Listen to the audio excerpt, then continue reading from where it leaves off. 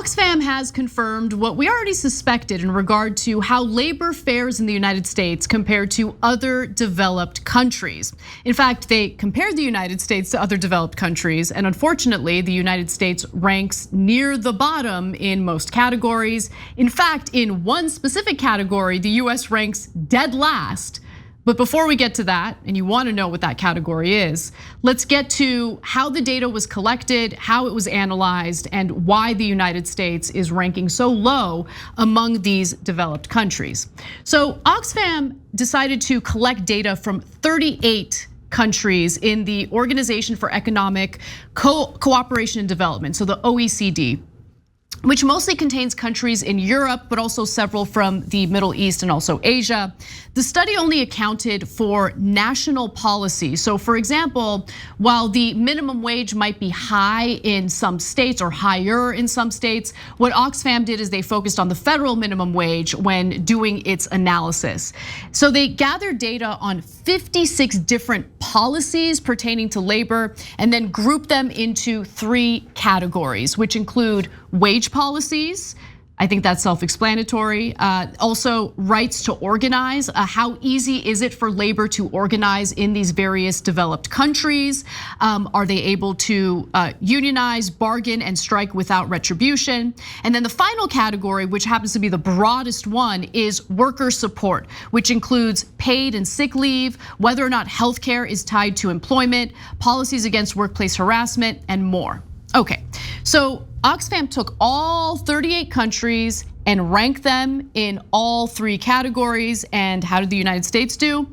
Well, let's start with wage policies. Here are the top 10 countries, okay? Coming in at number 10 is Australia. Then you have Slovenia, Luxembourg, New Zealand, Germany, Spain, South Korea, Netherlands, France. Coming in at number 1 is Belgium. Doing real well with wage. Let's wait a minute, Anna. I just want to point out something. Belgium, France, Netherlands, they're all socialist countries. Interesting. I mean, they're mixed economies. Yeah. And so I hear socialism is super scary. Again, remember, I'm a capitalist. I don't call myself a socialist. He lives his life like a capitalist every single day. Every day, apparently.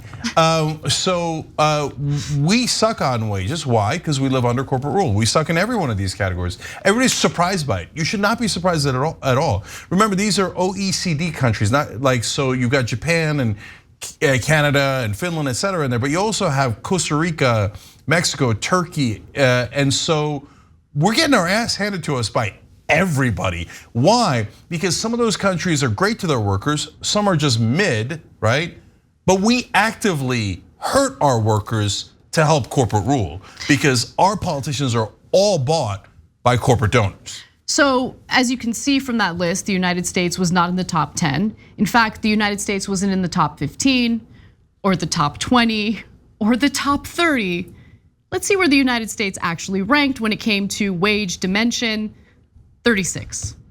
Out of 38. Out of 38, the United States ranked 36. That's because we're trying to screw over our workers and we're succeeding. And when I say we, in this case, I mean our government and our politicians, both Republicans and some Democrats, but all Republicans are against higher wages when it comes to any legislation and against any, and let alone worker rights and protections, which is what we're getting to next. Now, the United States could have even ranked lower in that list because there is a technicality, and I think you should know about that technicality. We've talked about it on the show in other contexts before, and it has to do with the fact that Denmark is only behind the United States because of how they determine wages in their country. The survey notes that neither Denmark nor Sweden ever enacted minimum wage laws because their wage levels were almost entirely set through the collective bargaining of their labor unions, which in Sweden for decades represented close to 90% of the nation's workers. Wow, 90%. Yeah. You know what the US is? Private industry,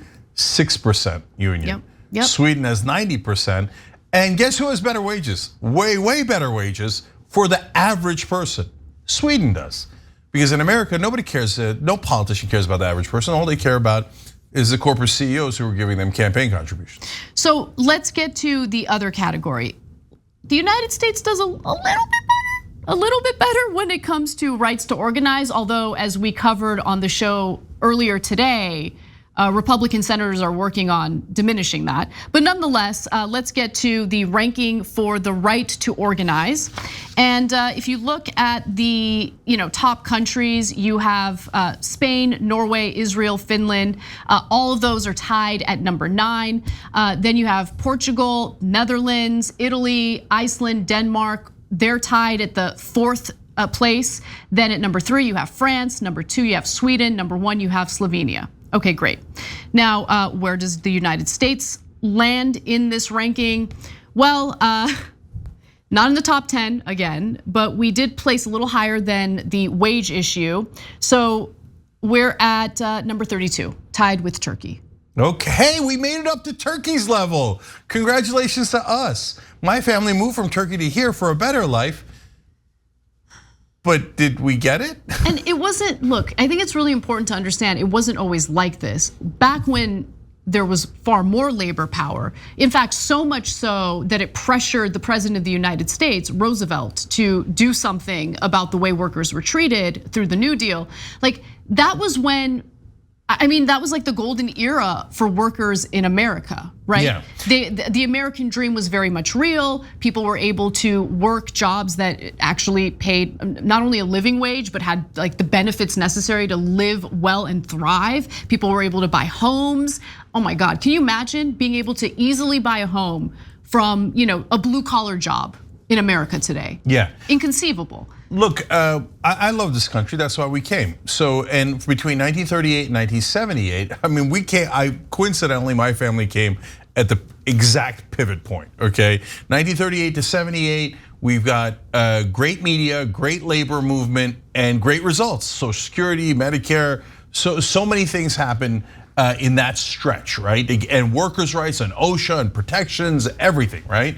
And then corporate rule starts, and I explain this in chapter 4 of my book, Justice is Coming.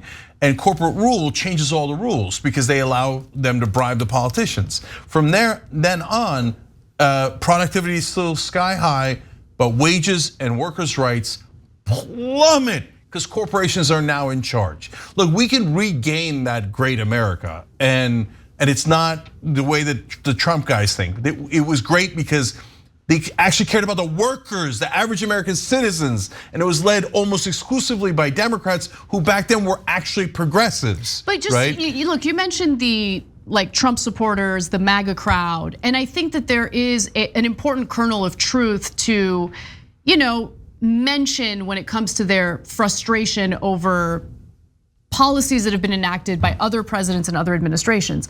Look, they're not wrong when they're expressing their rage at globalization, right? Because a lot of those well-paying jobs in the middle of the country, in the Rust Belt, for instance, were outsourced. They were sent over to other countries. And so they're furious about that. And when they hear someone like Donald Trump claim that he's gonna bring those jobs back, that's what they support, even though he didn't actually do that. 100%, that's why they like him so much. Why do you think they like him? You think it's just the racism and bigotry? No, a lot of this is this incredible, but it's totally misdirected. So look, if you're angry at globalization, that's a nuanced thing because those forces are going to be hard to reel back in. But what the government is supposed to do is to fight for you so that you have balance as those economic forces are playing out. And so they are supposed to stand up for the average American worker. When the Democratic Party did that, it dominated American politics for 40 straight years.